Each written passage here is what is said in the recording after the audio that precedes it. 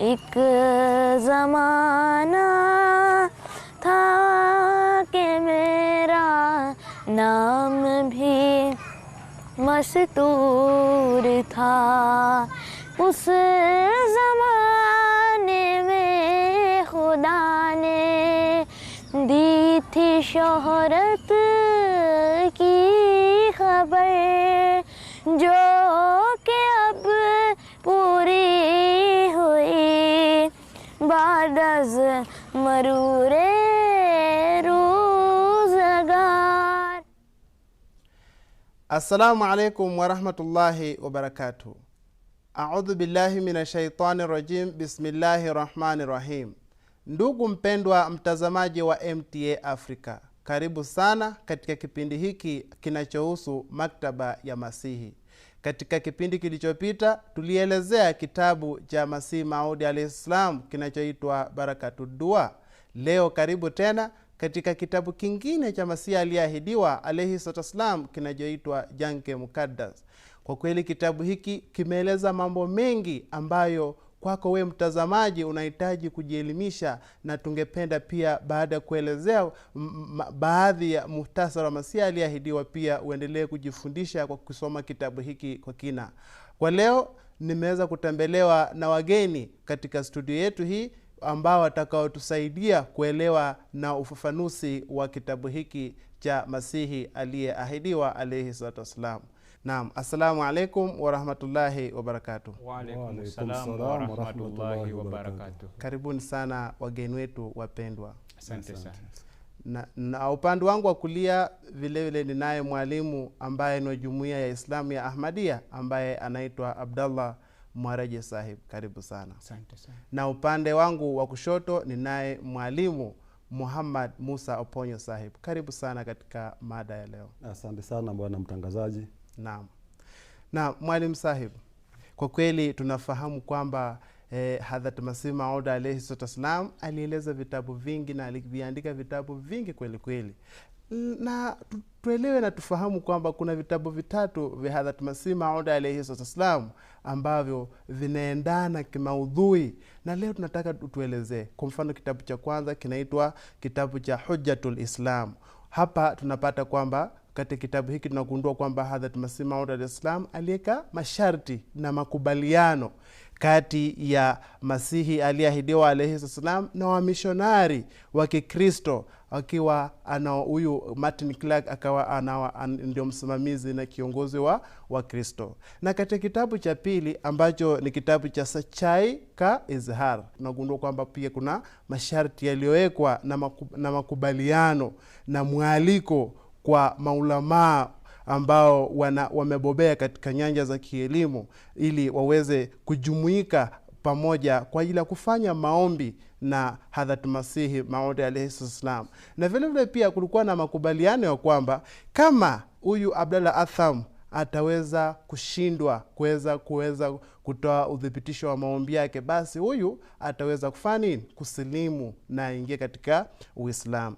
Sasa mwalimu Sahib, kuna hiki kitabu ambacho ni cha Hadhrat Masihi Maud alayhi salam ambacho kinaitwa Jange Mukaddas. Na hapa tunagundua au kuna umuhimu upi wa kitabu hiki kuandikwa na Hadhrat Masihi Maud alayhi salam? Hebu tuelezee. Katika kitabu hichi ni kitabu cha Sayyidina Ahmad alayhi salatu wasalam ambacho kiliandikwa mwaka 1893. Kitabu hichi kimeitwa Jange Mukaddas, yani maana yake vita takatifu. Kitabu hiki kinazungumzia mjadala ambao kwamba ulifanyika baina ya Hadhrat Mirza Ghulam Ahmad alayhi salatu wasalam na Abdallah Atham. Mada kabisa ambayo kwamba ilikuwa inazungumziwa wakati ule ilikuwa ni kuhusiana na uungu wa Yesu Kristo ndani yake. Katika kitabu hiki mjadala huu ulikuwa baina ya Wakristo na Waislamu. Wakristo walikuwa wathibitishe kwa hoja na dalili kuhusiana na uungu wa Yesu Kristo, na upande wa Uislamu walikuwa watoe hoja na dalili kwa nini Yesu Kristo sio Mungu. Basi mjadala huu ulichukua muda mrefu sana. Mjadala huu wa siku 15. ulianzia tarehe 22 mwezi wa 5 na ukaendelea hivyo mjadala huu mpaka tarehe 5 mwezi wa 6. Hoja zililetwa na Hadhrat Mirza Ghulam Ahmad alayhi salatu wassalam kuhusiana na kuthibitisha madai haya ya Wakristo kwamba kwa nini wanasema yeye Yesu Kristo ni Mungu au mwana wa Mungu.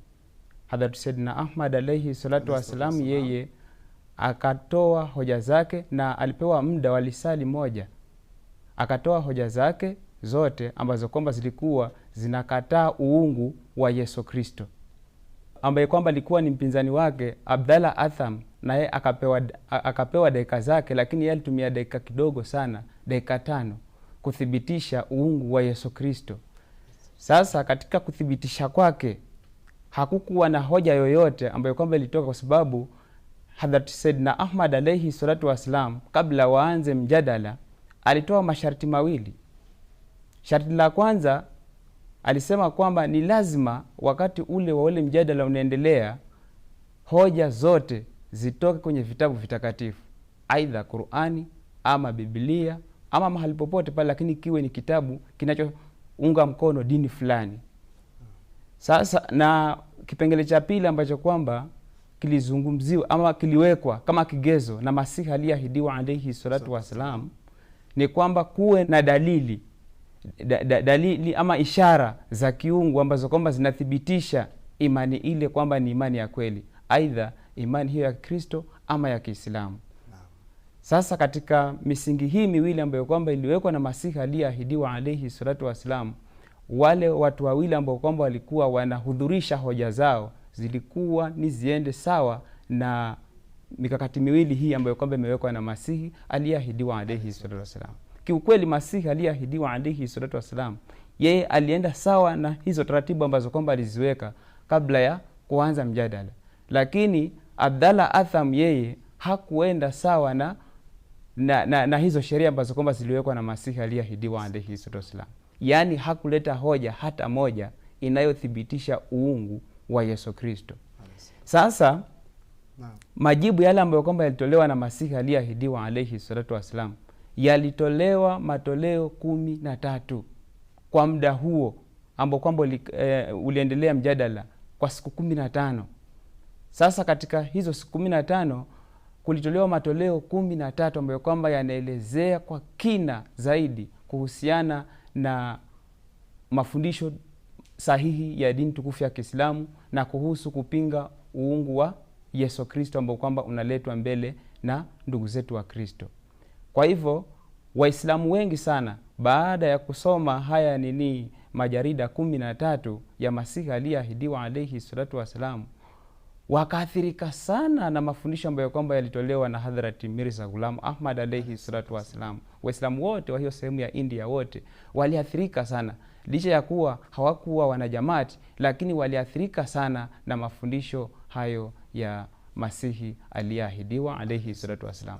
Kwa faida ya mtazamaji, ili sharti au kanuni ambayo Sayyidina Ahmad alayhi salam aliweka kwamba kila hoja itoke katika kitabu kinachoaminiwa, ilikuwa ni hoja nzuri sana kuzuia mtu kwenda nje na kutafuta ushahidi huku na huku. Kwa hivyo ilimshika sana huyu bwana Abdallah Atham na akakosa hoja kabisa ya kuunga mkono madai yake. Kwa kweli mmeelezea vizuri ya kwamba hiki ni kitabu ambacho kinatoa uthibitisho kwamba Mwenyezi Mungu ni mmoja kwa kuweza kuvunja zile hoja za Abdallah Atham. Na Mwalimu Sahib, ili swali lililoulizwa na bwana Atham katika siku ya kwanza kuwa je, Yesu mwana wa Mariamu kulingana na Biblia ni Mungu halisi au mwana wa Mungu halisi, vipi hii ilijibiwa na Hadhrat Mirza Ghulam Ahmad? Asante sana bwana mtangazaji. Ibainike kwamba kabla ya mdahalo huu kuanza rasmi, kuna makubaliano ya awali ambayo yalifanywa kati ya upande wa Ukristo na upande wa Uislamu. Haya makubaliano yalitiwa sahihi na Sayyidina Ahmad alayhi salatu wasalam mwenyewe. Yalifanyika mwezi Aprili mwaka 1893. Kwa hivyo Sayyidina Ahmad alayhi salatu wasalam katika haya makubaliano alisisitiza kwamba kila hoja itakayojadiliwa lazima iungwe mkono na kitabu husika au kitabu ambacho upande husika unakiamini. Kwa hivyo Sayyidina Ahmad alayhi salatu wasalam, ili kuvunjilia mbali uungu wa Yesu au Yesu kuwa mwana wa Mungu, alitoa aya ya 76 kutoka Qur'an tukufu katika suratul Maida, ambayo inasema kwamba baada auzubillahi minashaitani rajim, mal masihu ibn maryama illa rasul kad halat min qablihi rusul wa ummuhu sidika kana yakulani ta'am.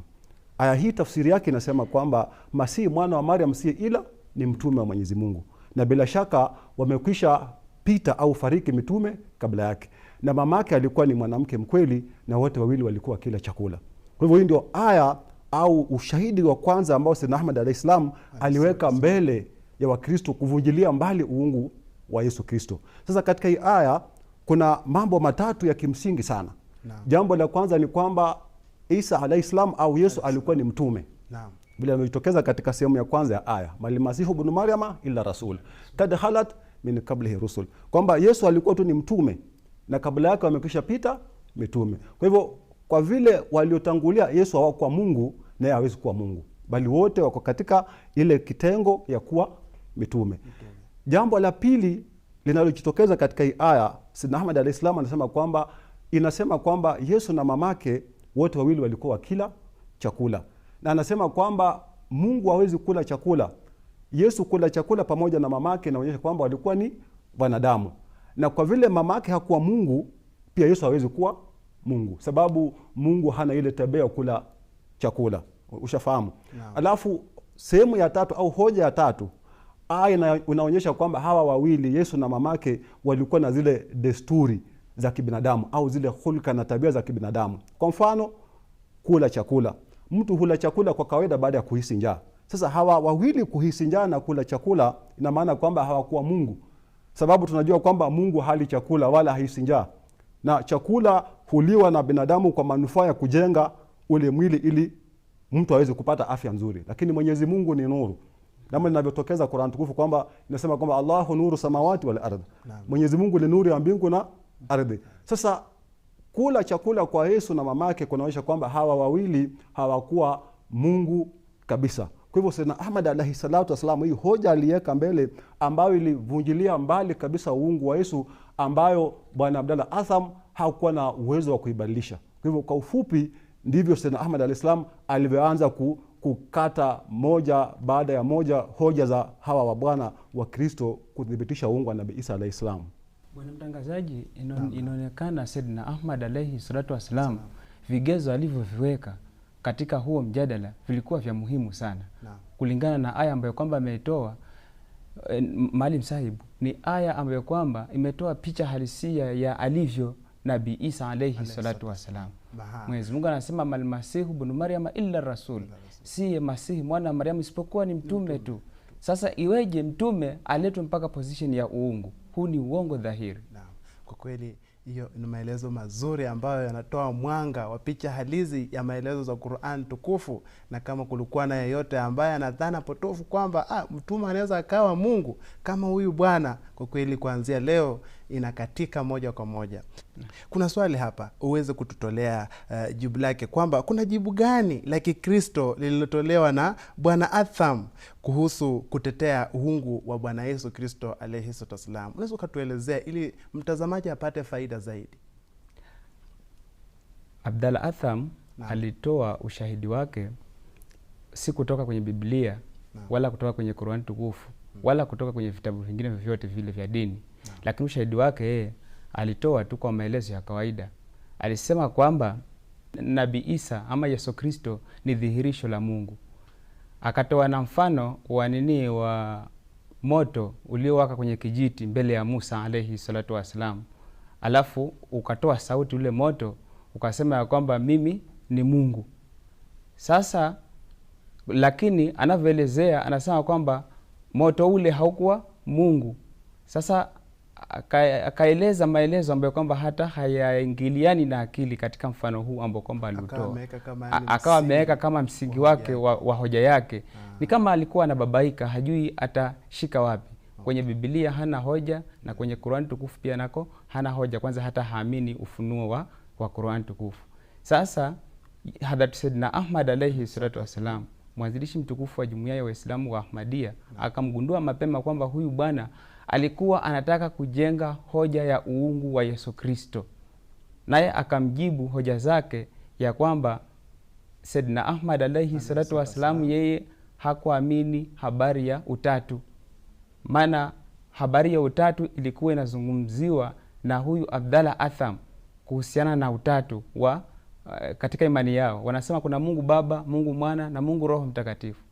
Hadhrat Sayyidina Ahmad alayhi salatu wassalam akamjibu akasema kwamba Mungu hawezi kutoka miungu mingine mitatu na tena bila ushahidi, lakini jambo hilo likaingia kwenye akili, haliwezi kuingia.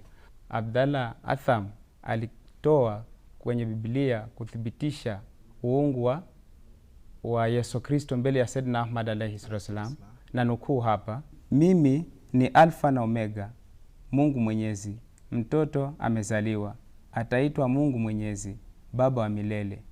Isaya 9:6. Sasa alipoitoa hoja hii alidhania kwamba itakuwa msingi wa hoja yake ya kutetea uungu wa Yesu Kristo, lakini katika kueleza kwake alisema kwamba inaonyesha na inathibitisha ukubwa wa Yesu Kristo. Sasa tayari ukubwa wa Yesu Kristo ni tofauti na uungu wa Yesu Kristo. Kwa hivyo hata hapa napo pia akambulia patupu bwana Abdallah Atham. Ikiwa nimemwelewa Mwalimu Sabu vizuri, ni kwamba huyu bwana Abdallah Atham alitegemea sana ile tunaita kwa kizungu logic. Yani kufikiria kiakili, tukudhibitisha madai yake kiakili kwamba vile hiki kiko hivi, na kwa hivyo, lakini hakuwa na point ya kimsingi ya kudhibitisha uungu wa Yesu Kristo. Mwalimu Sahib, kuna ile katika ile makala ya pili ya mdahalo ambao ulifanyika katika tarehe 23 Mei mwaka wa 1893. Hapo kuna kutwa kwamba pande zote mbili ziliweza kukubaliana kwa kuwa yani hakuna tamka lolote ambalo litaweza kufanya nini kukubalika kama halijatiwa saini katika yani marais wote wawili katika kila pande.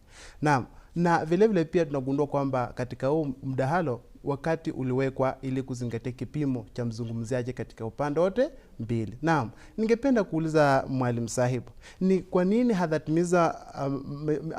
Mirza Ghulam Ahmad alayhi wasallam aliweza kusisitiza ya kwamba kila upande uweze kutoa hoja kulingana na zile vitabu vya kiimani zao? Kwa nini aliweza kusisitiza jambo hili katika huu mdahalo? Asante sana bwana mtangazaji. Mnamo tarehe 23 mwezi Mei mwaka 1893 Sayyidina Ahmad alayhi salatu wasalam aliwasilisha maswali 9 kwa bwana Abdallah Atham, na akasisitiza kwamba haya maswali yote majibu yatokane na kitabu ambacho upande husika unaamini. Yani bwana Abdallah Atham atoe majibu haya maswali ndani ya Injili, na alisema kwamba kila hoja, kila dai litokana na kitabu ambacho kinakubalika na hoja za kiakili. Yani isiwe kwamba mtu anaweza toa hoja katika andiko ambayo hata akili haiwezi kukubali. Ile tunaita rationality, kwamba akili nayo inaunga mkono lile dai.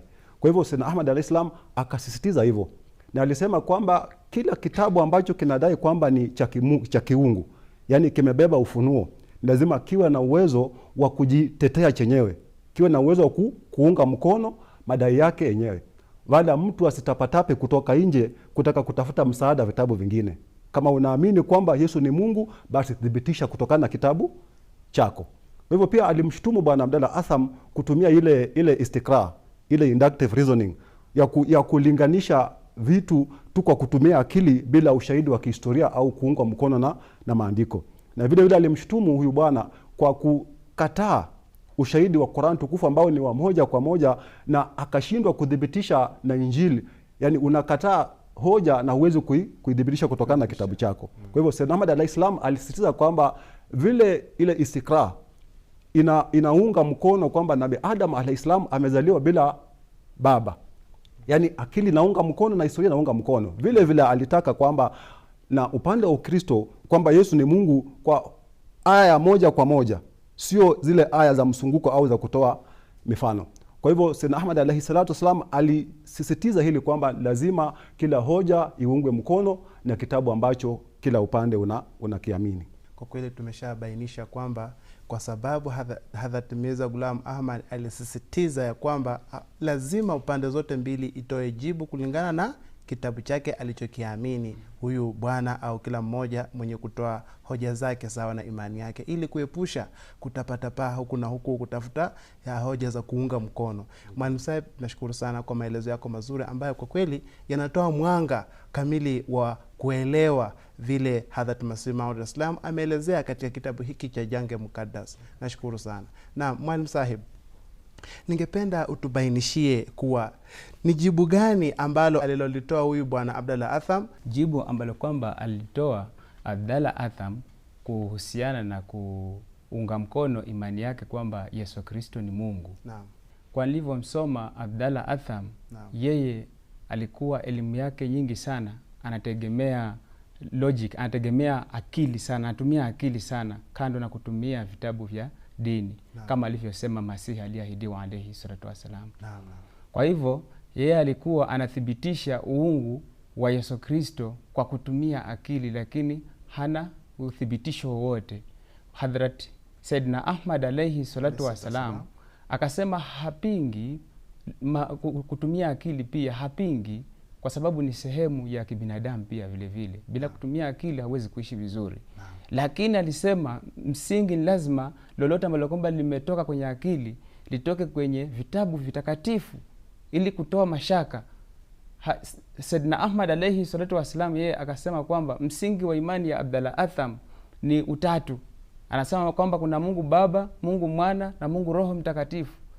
Akitumia hiyo akili Masihi aliyeahidiwa alayhi salatu wasalam, na yeye pia anasema haliingii kwa akili imani hii kwa sababu kama Mungu alikuwa ni mmoja, sasa hivi amekuwa watatu. Inamaanisha sifa hizo kidogo zimechukuliwa zikawekwa kwa Mungu Mwana, kisha sifa zingine zikachukuliwa zikawekwa kwa Mungu Roho Mtakatifu. Sasa Mungu Baba amebaki na roho, amebaki na sifa kidogo sana ambazo kwamba haziwezi kuthibitisha kwamba ni Mungu mkamilifu. Kwa hivyo imani yake hii ya kutumia akili pia nayo haisaidii na haikufua dafu mbele ya Saidina Ahmad alayhi salatu wasalam. Naam, bila shaka umeelezea vizuri sana kwa kweli ya kwamba ili mwanadamu aitwe mwanadamu kamilifu lazima awe na roho, na Mwenyezi Mungu awe mkamilifu lazima kila kitu kihusike na ule uungu wa Mwenyezi Mungu. Kwa hivyo huyu Yesu Kristo kuna baadhi ya vitu au baadhi ya sifa ambazo anazikosa sawa na huyu Abdallah Atham anavyodai. Nashukuru sana Mwalimu Sahib kwa maelezo yako mazuri sana. Naam. Asante sana. Mwalimu Sahib, tungeweza pia tupate habari fupi kutoka kwako kwamba kweli Hadhrat Mirza Ghulam Ahmad alayhi salam alijibu vipi ile imani ya Kikristo kwamba Yesu Kristo ni mwana wa Mungu katika majibu yake ya tarehe 24 Mei 1893. Jamani, utuelezee ili tuweze kumfundisha na tumwelimishe mtazamaji vipi Hadhrat Mirza Ghulam Ahmad alivyotoa majibu yake. Asante sana bwana mtangazaji. Sayyidna Ahmad alayhi salatu wasalam alikabiliana na hoja hii ya kukanusha kwamba Yesu alikuwa ni mwana wa Mungu au alikuwa ni Mungu kwa ile njia tu ambayo bwana Abdallah Atham alitaka kutumia akili, ile istikra au logic. Na alitoa ile aya ile tu ambayo alitoa mwanzo kutoka Quran katika sura Al-Maida aya ile ya 76 ambayo inasema kwamba Masihu ibn Maryam ila rasul kad khalat min qablihi rusul. Anasema kwamba kutokana na aya hii kuna ule mlinganisho wa vikundi kutoka kikundi kimoja hadi kikundi cha pili. Yaani hata historia inashuhudia, inaunga mkono ile istikra ambayo bwana Abdallah Atham anataka kutumia. Kwa mfano anasema kwamba Nabii Isa alayhi salam ni mtume na kabla yake walikuwa ni mitume. So ile muendeleo na ile mlinganisho kwamba wale waliokuwa kabla Yesu walikuwa ni mitume na mpaka kwake bado ni mitume. Anatoa mfano wa kule kuumbwa kwa wanadamu. Anasema kwamba tangu zamani imedhibitika kwamba binadamu wanaumbwa na macho mawili. Na mpaka leo inaendelea kuwa hivyo kwamba binadamu wote wanaumbwa na macho mawili mpaka itakapothibitika vinginevyo. Lakini huo ndio ulinganishaji ambao hata akili inakubali. Au nichukue kwa mfano bwana mtangazaji, tunajua kwamba wanyama huzaa wanyama. Kwa mfano ng'ombe atazaa ng'ombe, mbuzi atazaa mbuzi. Hivyo hivyo kama Yesu ni mwana wa Mungu, ni lazima naye babake awe ni Mungu au mamake awe ni Mungu. Kwa hivyo hii ndio istikra ambayo Sayyidna Ahmad alayhi salam anasema kwamba lazima ile rationality iungwe mkono na kitabu ambacho kinahusika na pia akili inakubali hivyo. Kwa mfano anatoa ile istikra kumhusu Nabii Adam alayhi salatu wasalam, kwamba Nabii Adam amepatikana bila baba na mama, na kila mtu anakubali. Wakristo wanakubali na Waislamu pia wanakubali, kila mtu anakubali hilo. Hivyo anasema kwamba ikiwa Yesu ni Mungu, lazima liungwe mkono na maandiko na akili pia ikubali. Ina maana kwamba akili inakataa kabisa kwamba Yesu ambaye ni Mungu amezaliwa na binadamu. Kwa hivyo hakuna istikrar katika, hakuna ile inductive reasoning katika hilo. Kwa hivyo anasema kwamba ni lazima yale maneno ya Yesu ya kusema kwamba ni mwana wa Mungu yachukuliwe kimfano. Na pia anasema kwamba Mayahudi walimwelewa vibaya, sababu Yesu mwenyewe alibainisha kwamba alieleweka vibaya aliposema kwamba yeye ni mwana wa Mungu. Kwa hivyo Sayyidna Ahmad alayhis salam kwa njia nzuri sana na fasaha alieleza istikrar kwamba akili inakubali na inaunga mkono andiko. Naam, kwa kweli Mwalimu Saib umetoa maelezo na ama umefafanua vizuri sana kwa mtazamaji. Lazima atakuwa amepata picha kamili kwa kweli ya kwamba vipi tunavyotoa imani ya kwamba Yesu sio Mungu. Na Hadhrat Mirza Ghulam Ahmad ametoa ufafanuzi namna ulivyoelezea. Kwa kweli huyu Yesu Kristo sio Mungu kamwe, bali yeye ni mwanadamu. Yani yeye ni mtume kama mitume wengine waliotangulia. Na nashukuru sana kwa kweli maelezo ambayo umeyatoa na majibu ambayo umeyatoa. Nina imani ya kwamba lazima itawazidishia wengine imani na pamoja na elimu pia. Mwenyezi Mungu awajalie kila la heri na wabariki pia, ili muendelee kuja katika studio yetu pia tuendelee kupata elimu nyingi kutoka kwenu. Muendelee kutufundisha ili tuelewe umuhimu na kuelewa zile maelezo ya Qur'an tukufu kupitia yale maelezo ya Hadhrat Mirza Ghulam Ahmad alayhi salam. Karibuni sana. Assalamu alaikum.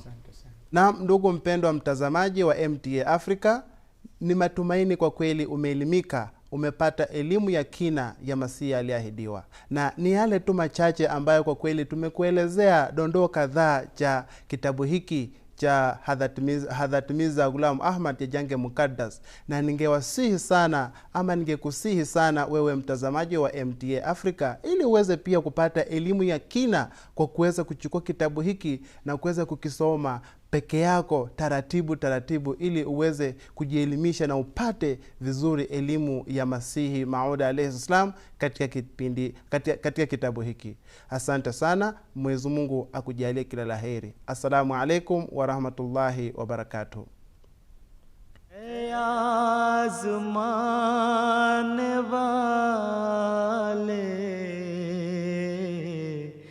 ये नुस्खा भी आज़मा, ऐ आज़माने वाले, ये नुस्खा भी